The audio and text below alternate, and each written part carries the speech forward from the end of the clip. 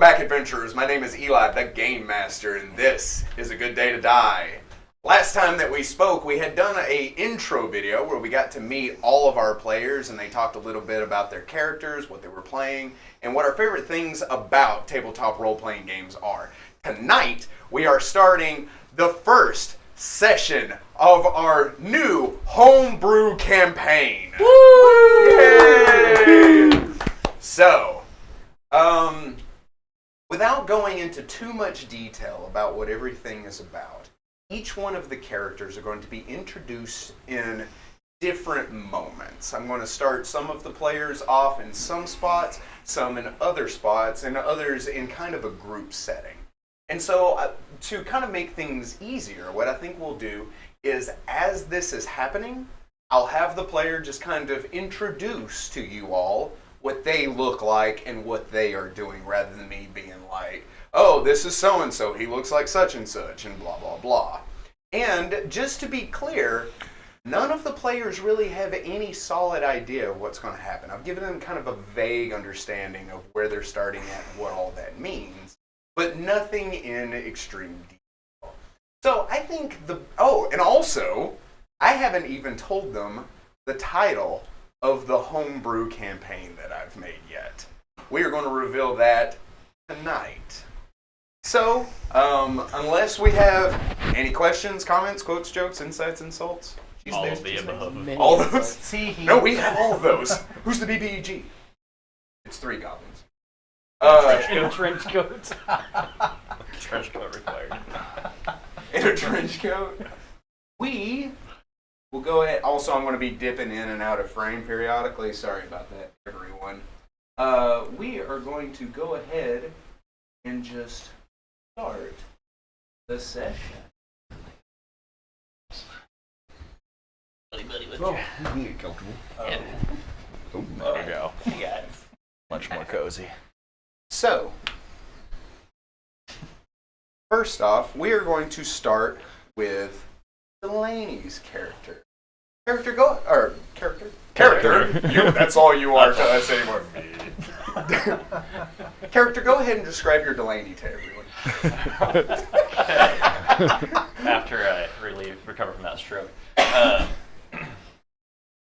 My character is a small-framed child. Very dirty, blondish, brownish bangs and everything. Not really like he has a stylist or lets it grow, and dad will occasionally give him a cut. It's like, here you go, son.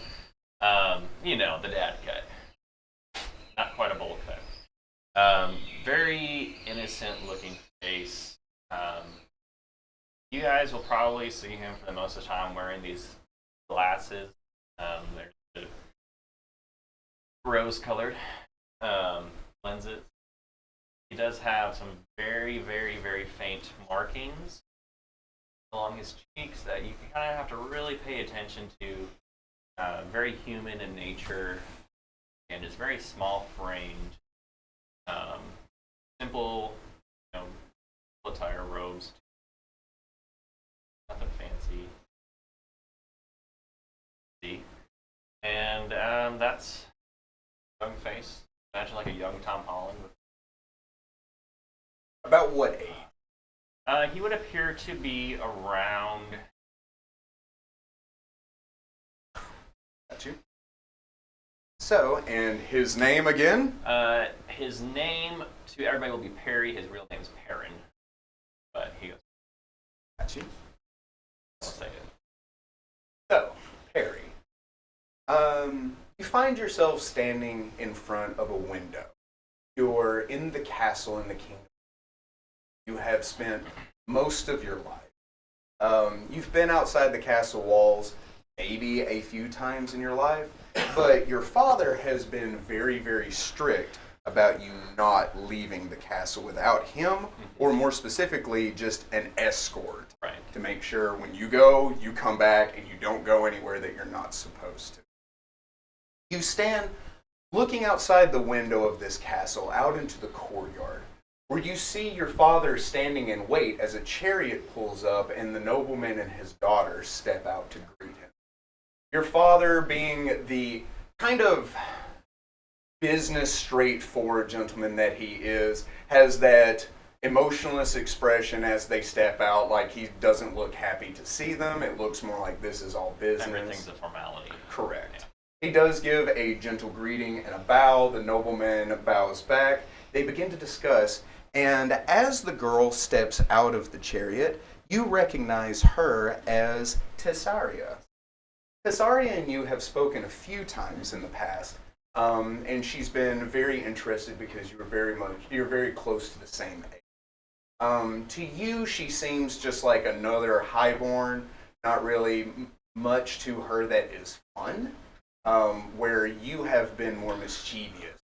Castle, just trying to make trouble and fun wherever you can, and she is very, I read a book today, and it was about dragons and warriors and far-off lands, and you're like, cool, yeah, I want to see those, I don't want to read about them. Exactly.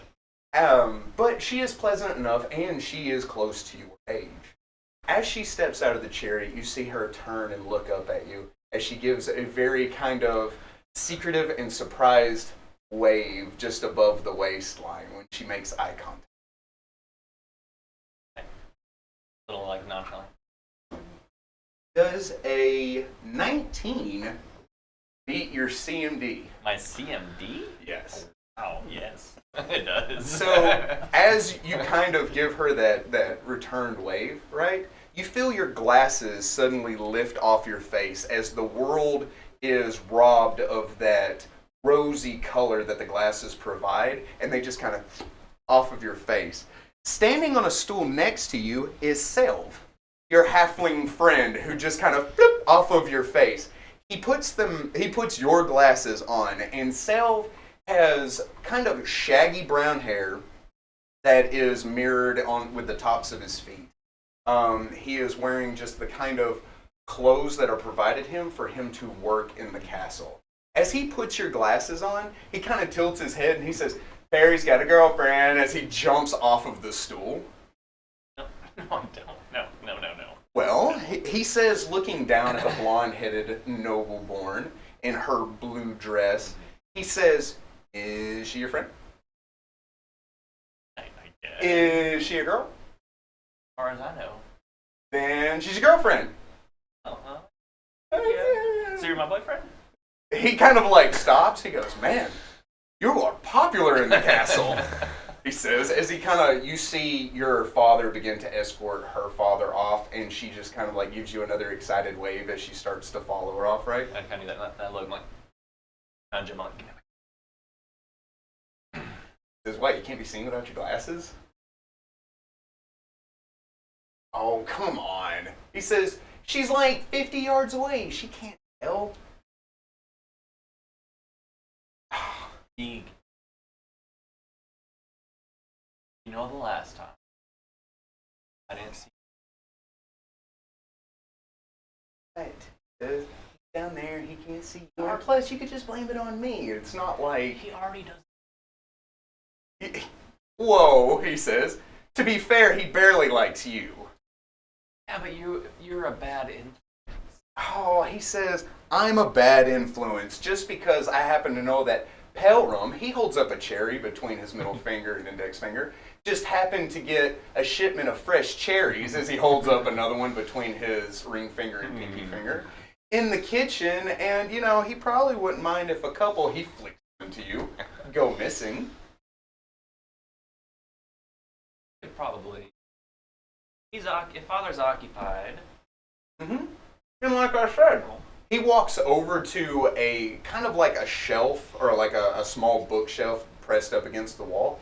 He says, "And what your dad doesn't know," as he shifts it to the side, and you see there is like a loose stone. With a little effort, you see Selv just kind of push the stone out of the way, and you hear the stone against the floor kind of, and he goes, "Won't hurt him." I'm caught up in my studies. "See? Pretty caught up is practically done," he says, as he crouches down and begins to make his way into the tunnel. I kind of look around and stealthily walk into the. Roll that stealth check. Okay. I know you're gonna. Nice. 22. First, What? that is a lot. That is not. At level 1, Yes, sir. he rolled a 4. This is how the campaign's gonna go. Oh, Lord have mercy. Plus. What? I can't be yes. Somebody's cheating. No, sir. No, sir. By the way, I took the demigod template. You told me to do that, right? I have. Okay. So for Salve, it is a tight squeeze. Or for Salve, it's a comfortable squeeze. For you, it is a little bit tighter because you are taller than him, but your lithe figure is able to keep up with him. And with that roll, I'll just say you kind of like look to either side, step into the tunnel, hook your fingers into the bookshelf, and just kind of back into place as you tuck in and start to crawl through the tunnel. The tunnel is cool, and it seems to be kind of like an old vent that was never finished when the Masons began to build the castle, and it was like they blocked it up and then moved on. And it just happened to take a very bored, very clever halfling to have found it. And of course, this vent does lead in. As he, and let me bring this up for you. As he brings you into the kitchen, you see Pelram, the kind of pudgy dwarven chef, is standing kind of humming a tune to himself. Yeah. So we have our map brought up digitally on television. He's kind of humming to himself as you see him kneading dough, getting ready to make cherry pies for the nobleman and his daughter that had just. So Salve knows that Powram is just as cool, as you are with him. So as he kind of pushes the ingredient shelf off to the side, he kind of looks to either side. As he sneaks out, he begins to slowly make his way towards Powram. As he does so, Powram kneading the dough and Salve kind of reaching over to the cherries, Powram says, "What, 2 wasn't enough for you?" As he looks down at the halfling. Powram is very corpulent. He looks like he enjoys his own cooking. He's got a double chin that is hidden beneath a very thick red beard. The top of his head is completely bald with long red hair that drapes down to his shoulders and the back. He has piercing green eyes, and he has these wrinkles on the sides of his eyes and the corners of his mouth from smiling so much. He does have a bulbous nose that always seems to have a red shade to it. And as he looks down at the halfling in mid-reach for the cherries, as he looks at the cherries, looks back at the dwarf and says, "No, I wasn't." He says, "Right." He says, 2 more. That's it. Take any more, I'm going to get in trouble. And if I get in trouble, be in trouble. The halfling goes, right. As he takes 2 more, roll me a perception check.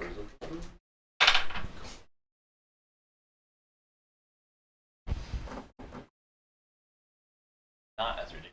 13. With a 13, you see him say, right, as he takes 2 with one hand, and as he turns, you see him reach behind his back with the other hand, and he tips the bowl over, and cherries hit the ground and start spilling everywhere. You see Salve just kind of freeze in place as Powram kind of... At that point, I would jump out and start trying to help Powram. Right. Because I don't want him to get in trouble.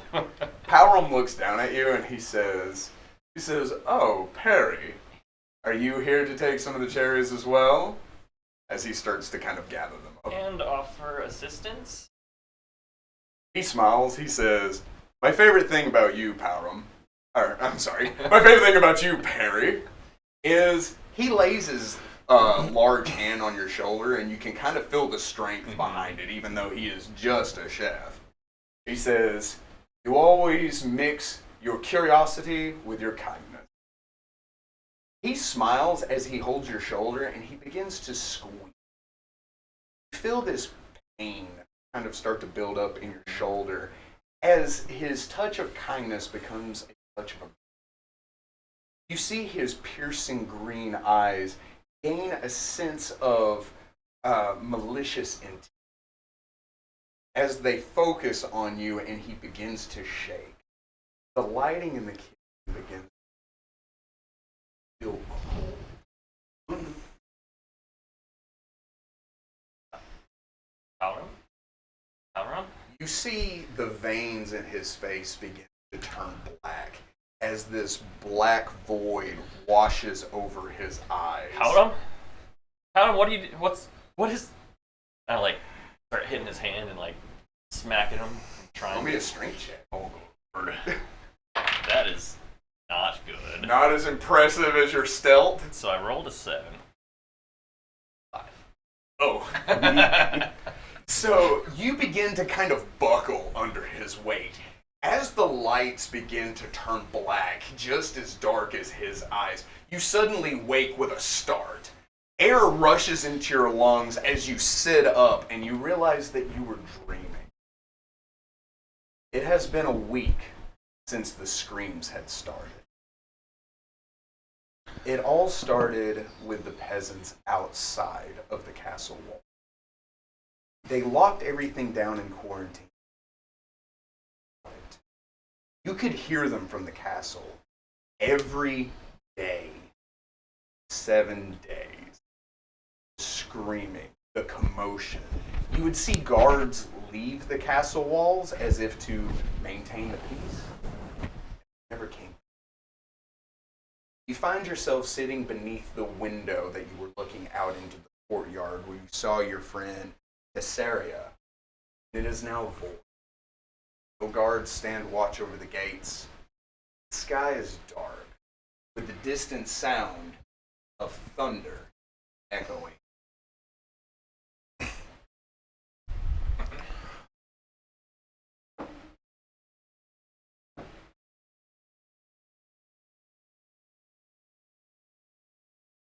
That's spooky fast. I'm on the edge. Then scoot back, man. That's you. Said he was on his edge of his seat, told him to scoot back. So, real Sorry. Hopefully that will be a little quick, we are better. having audio cutting out, not It's- just quiet. Oh, it's cutting out. Because you're so soft. Okay, no, I think, yeah, because I've got a filter on. Sorry, guys. That's not what I meant to do. Stream starting soon, guys. So sorry. It was a good test run. We'll roll it back and go from the beginning. What's more of a feeling? Oh. Okay. Let me see. So I need to know exactly what was wrong with the chef man. Okay, We'll find out. so it's been 7 days in quarantine. Yes. No one, you've seen people leave the castle, but no one has come back. And your father has told you to stay in the castle, and that was the last you saw of him, and that was yesterday. Have I seen Palrum or Selv or Tesseria? You have not seen Tesseria. As far as you know, she hasn't come to Amdros in some time, maybe a couple of weeks. Okay. Okay. So before all of this started to happen. Selv, however, you know lives outside of the castle walls. So of course, he hasn't been here since everything has started. Okay. And because all of this started outside the castle walls, you feel the worst, or you fear the worst for Selv. Your back kind of aches and you feel kind of stiff from having fallen asleep against the wall. It is the first real sleep that you've had since all of this started, and even then you feel like you might have been asleep for maybe a few hours at best. The distant sound of thunder, and you do know it's daytime, but there are dark clouds that have rolled in, giving everything this kind of dim ambient light over the kingdom. every so often you still hear the screams outside the walls. They're distant, but if you're quiet, you can still hear them. Every so often you do see guards kind of going back and forth. You haven't seen any nobility since this has happened, as if they've been whisked away or they are somewhere safe. What has my father been doing in this time? He only told you to stay in the castle, and most like, and just like most of what he does, it seems secretive. He hasn't kept you informed, he hasn't spoken to you. He said, stay in the castle wall and do not leave. And you have seen him stern before, but this is the first time you really felt like he was serious. Like, you felt like you were in Is he still in the castle? You're not sure. Okay. It's been maybe 24 hours, and you have only stayed in that portion of the castle in this time. Okay. As you kind of like begin to roll your shoulders and like get ready, you see a guard turn the corner and look at you. He's holding a halberd in one hand with the Amdros colors of silver and gold decorating his armor. Yes. He stands at the far side of the hallway, kind of just draped in shadow. Something else that has occurred is most of the light in the castle has been put out intentionally. People have just doused all lights in the immediate area. That you're not sure why. Okay. Because the walls are up, people are still doing things, but they're carrying with them either torches or lanterns. This guard is an exception, however. With the dim light, do you have... That's what I was just about to like. Yeah. 1 second. Double check what kind of vision you have. Because this matters. Dark vision. I just You got dark You vision. have dark I vision? do. Okay. As a human, He stands at the end of the hallway, his helmet down over his face, in just what would be to him in pitch black. He kind of like tilts his head. He says, Perry, are you okay?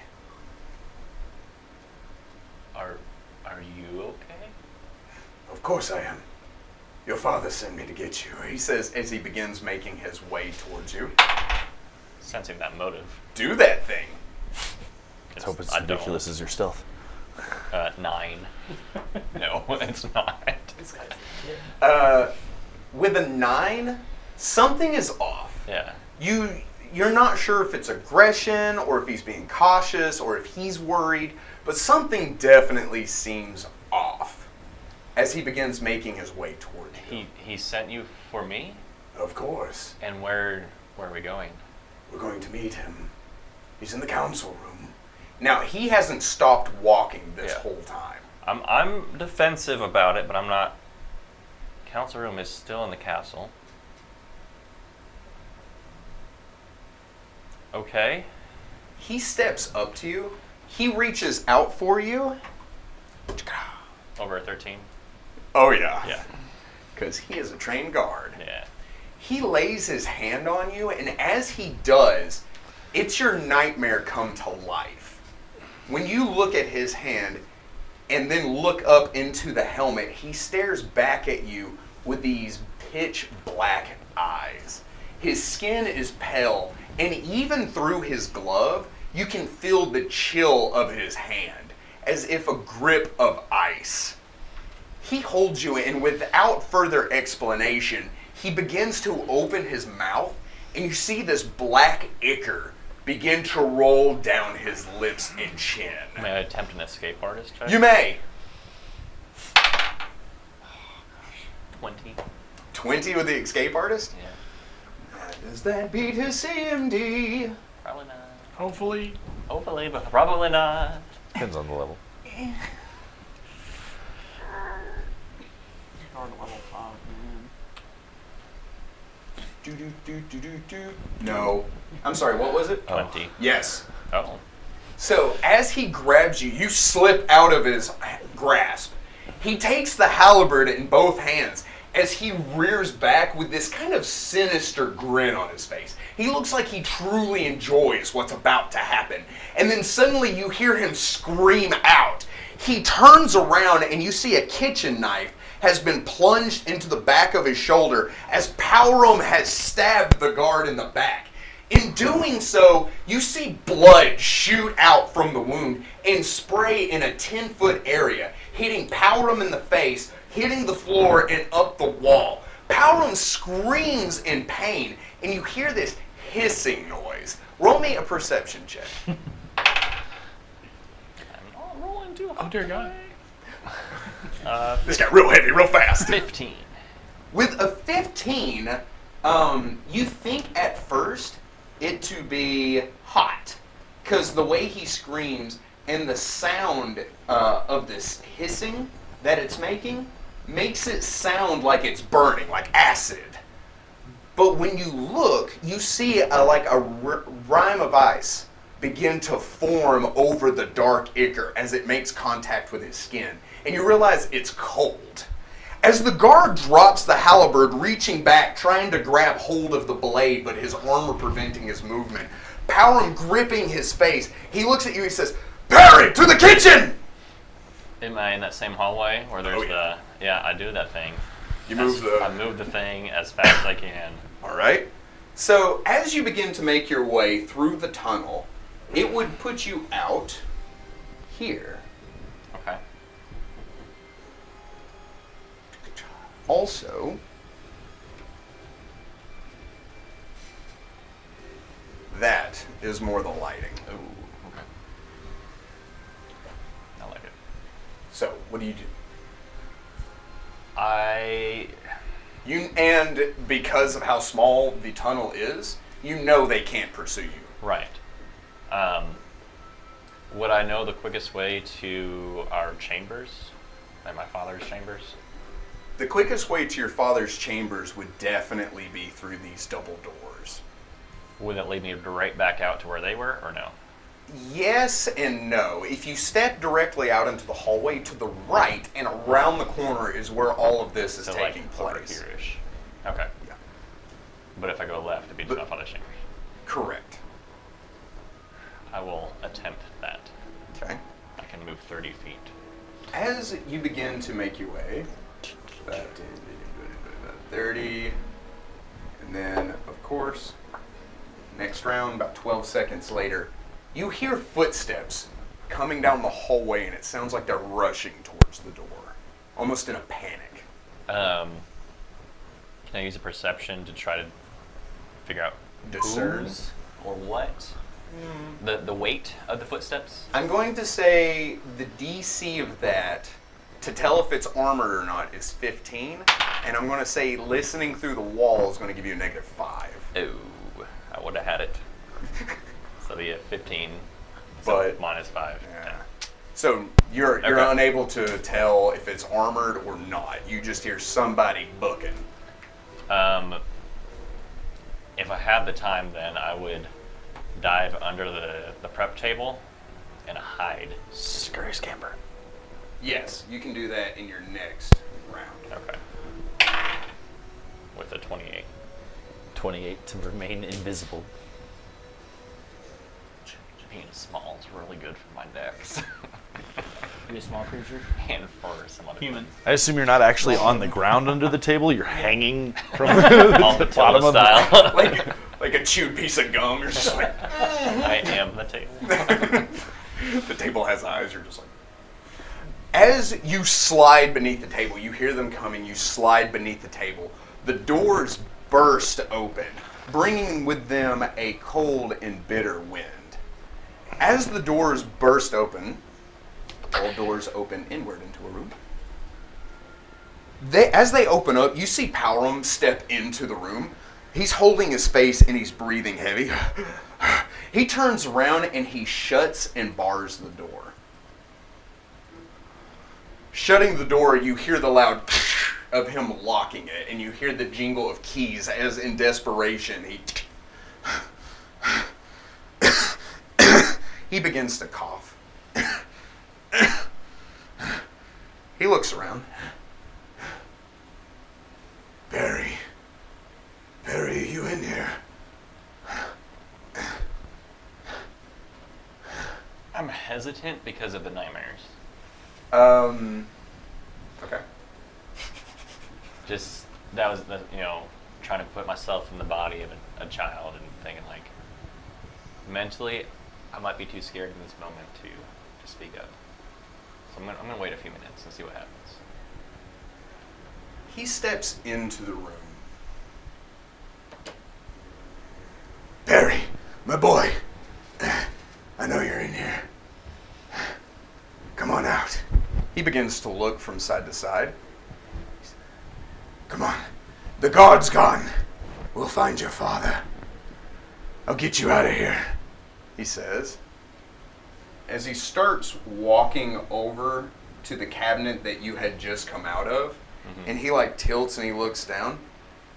Oh, Barry, my boy. You're losing your touch. You've left the closet open. Sorry, we had a glitch. You've left the closet open. I know you're here. As he turns to regard the rest of the room. Would I know if dwarves have dark vision or not? That's probably something I would know, right? Knowing Powram, go ahead and roll me a knowledge nature, and because you know him, I'll give you a +5. So up to 15. 'Cause I don't. I mean, have yeah, it. sure. I don't have it. Correct. Okay. 15. Hey, nice.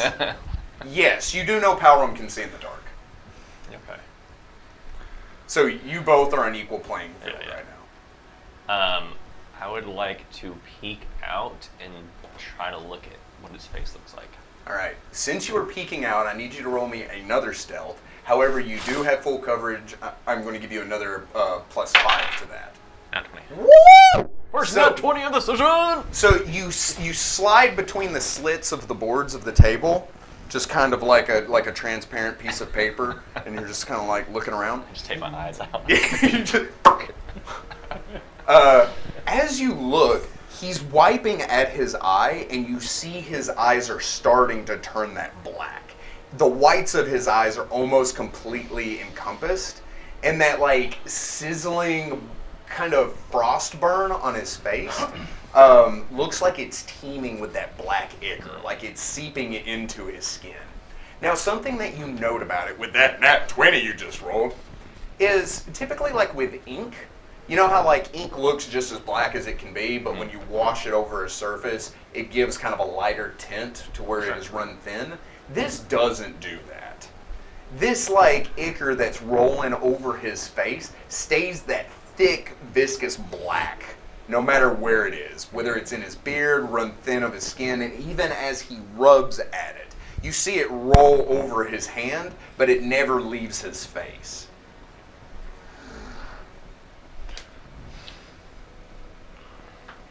Is it as if the liquid is a thing?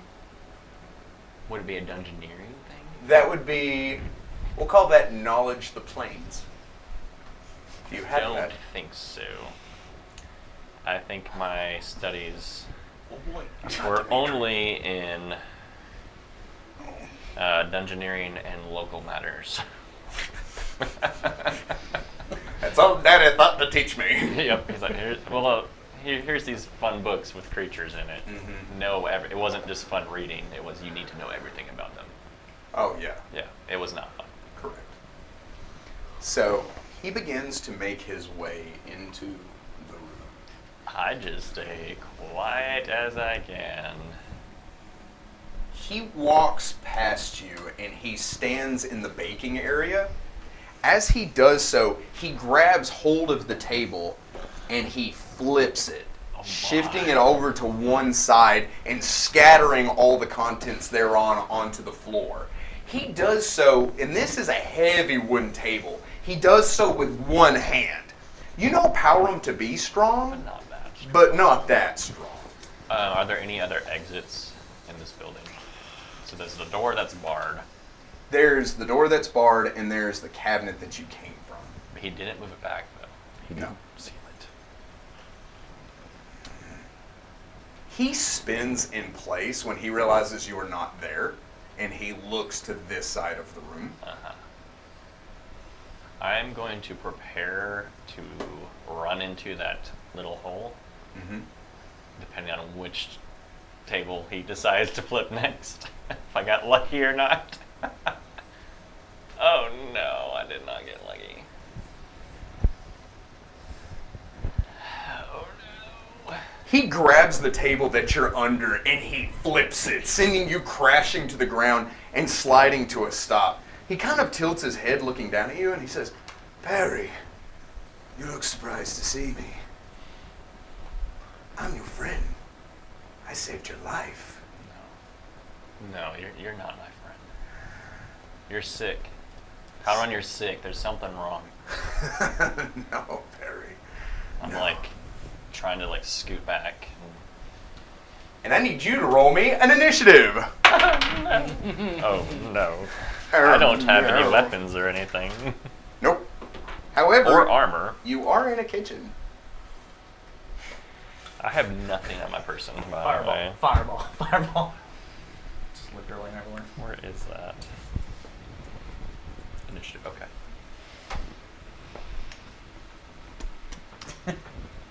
What'd you get? 12. Oh boy. That was a good run. Well, that was fun, guys. He didn't run, he hit. Time for a new character. So as he looks down at you, he's going to attempt a grapple check. Of course he is. Oh boy. He got the grapple for days. Does a 7 get you? No, that's against my CMD, right? I'm sorry, 9 against your CMD. No. Okay, he rolled very low. Okay, I dodged out of that. Yes. So he reaches to grab you, and you just kind of like slide between his hands as he tries. You're up. Oh,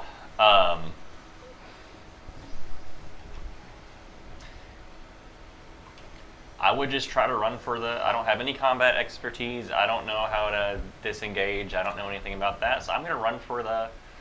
He is going to attempt Yeah, an attack of opportunity against Yeah. you. as one is wont to do. Does a 6 hit you? No, I'm sorry, does this 8 hit you? I don't think so. No. Oh, I am one dexterous mofo. As you begin to run, he swings with a backhand trying to hit you.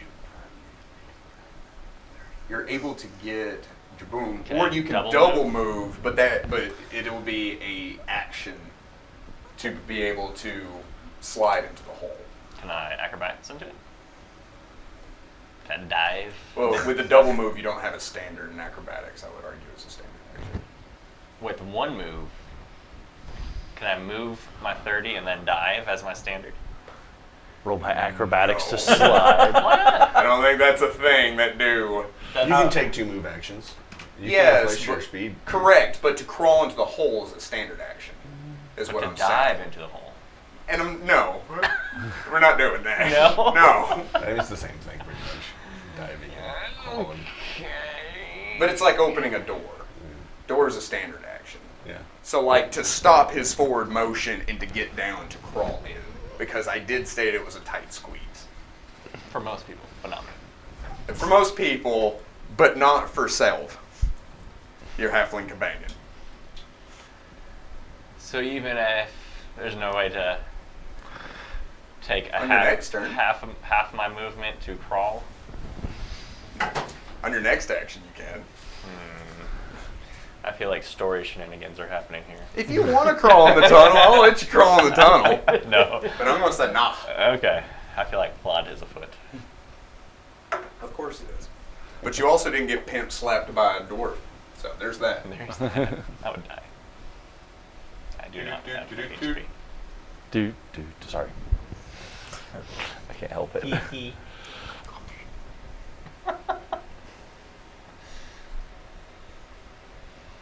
So, as you run towards this cabinet, you drop down, getting ready to run into it, when suddenly it folds onto its size as Powrum just pushes the cabinet over. He looks down at you with this sinister grin. What do you do? So you blocked the pass? Yes. Okay. He pushed over the cabinet in your way, sending the heavy wooden structure crashing That to the ground. No, I cannot lift. With tears in my eyes, I turn and face him. and attempt to take the keys from him. You may. Sleight of hand, right? Yes. Against his CMD? Yes. 17. As he slams that to the ground, he looks up at you, and you kind of like go to shove him. You hit him, and he just does not move. He just, and he's just like a solid wall. And you feel the chill beneath your palms, right? He grins, tilting his head as he says, "You are not strong enough for that." As you pull your hands away, you have his ring of keys. He looks down and then looks up at you. Would you like to take any other actions? I would like to move toward the door. You may do that. He... Will we get an attacking opportunity? Yes, he will. 8. No. Stay alive. I knew it was coming. I am absolutely terrified though, and tears are like running down my face. As you begin to make your way towards the door, you knock over that bottle. You get to the door as he turns and watches you, and he begins to just kind of casually walk up to you. He smiles as you begin fumbling with the keys at the door, and he will attempt another grapple check. Keep forgetting all my notes.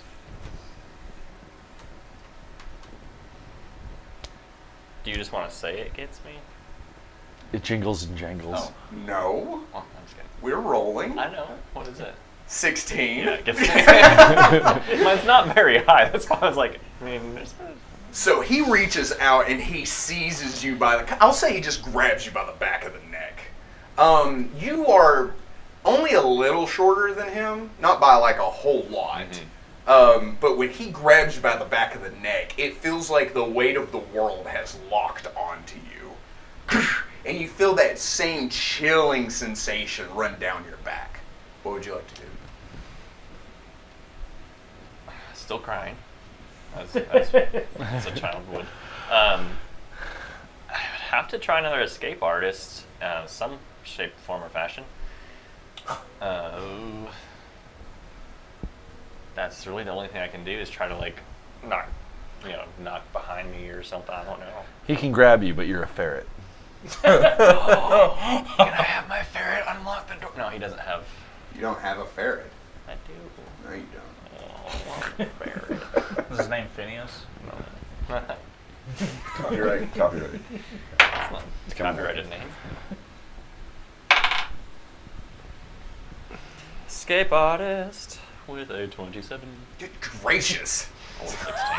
So he begins to squeeze. The weight of the world is on your neck, but you've perfected space travel, and it's like, and he's like, as you just pop out of his grasp. That's your standard action. What would you like to do with your move action? Huh? Move the key. I moved the key Into the the keyhole. Move action. It's a standard action to turn it, though. Is the fire in the fireplace on? I'll say yes, on low. I was gonna run up the fire. Fire, no good.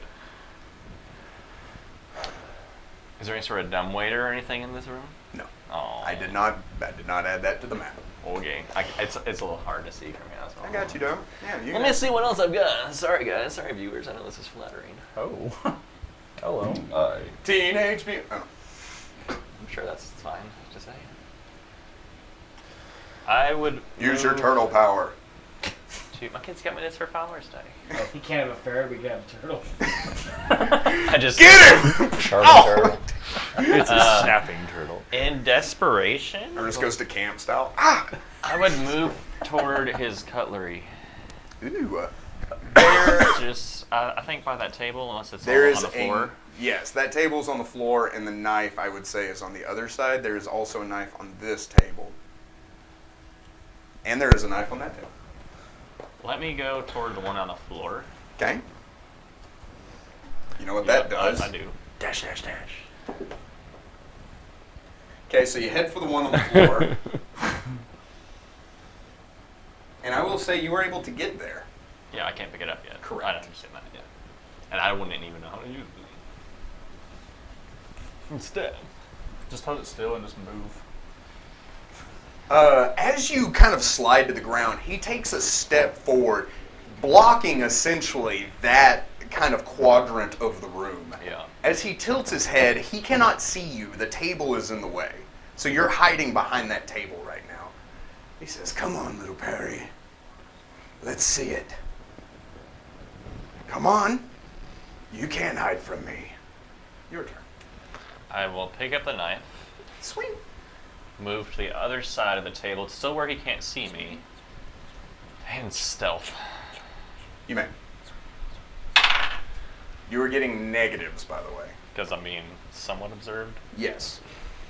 And, well, he knows what side of the room You you're dash on. to. It's a 24. Of course it is. Why wouldn't it be? Even with the negatives I'm giving you. What is your persona? Oh, that's not great. There's a chance. There's not a chance. I'm like, Where would you like to stealth to? the other table. Okay. Scurry, scurry, scamper. Do. Yeah. You take any of the actions. I kind of just like look back and forth. I mean, like, kind of trembling a little bit, tears in my eyes. I know it's a sharp knife. That's what I got. He grins, kind of examining that room, right? He says, "Come now, Perry. I'm your friend. I've been your friend for a long time.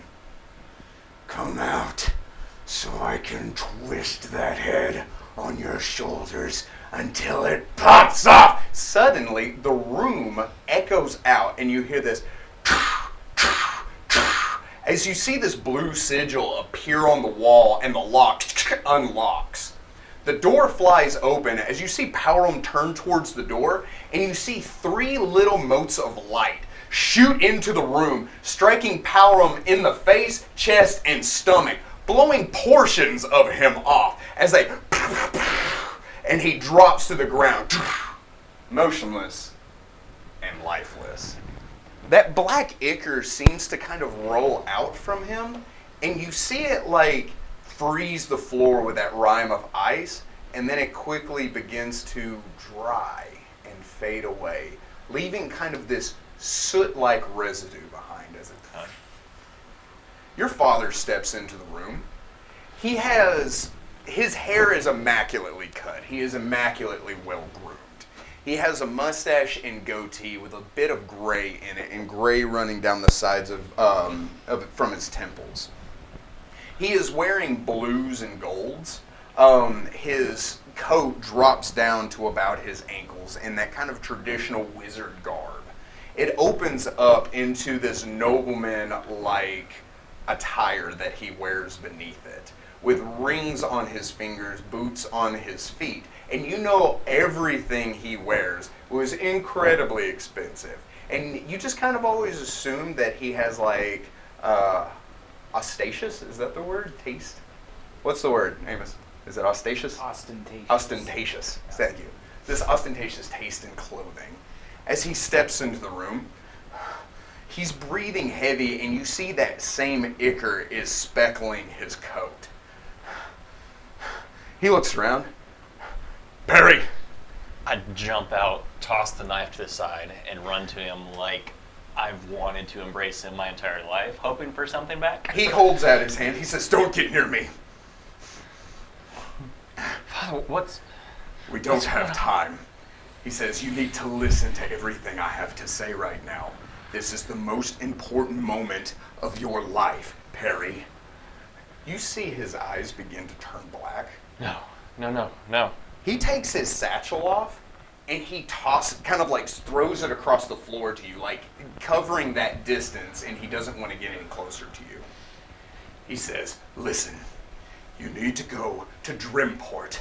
There in Drimport, you need to talk to the Lord Mayor Hawthorne. Lord Mayor Hawthorne is going to tell you what the other 4 keys are. 4 keys? You need to find them, and he will tell you what to do. Whatever you do, Perry." You hear footsteps start to like converge in the hallway behind him. As he chants in tones, you see this blue sigil begin to appear in the air as he draws it, and that same blue sigil appears beneath you. Whatever you do, Perry, do not come back here for me. I'm sorry, it was Perrin? Parent. Perrin. He would call you Perrin. He says, whatever you do, Perrin, do not come back for me. But father, As he teleports you.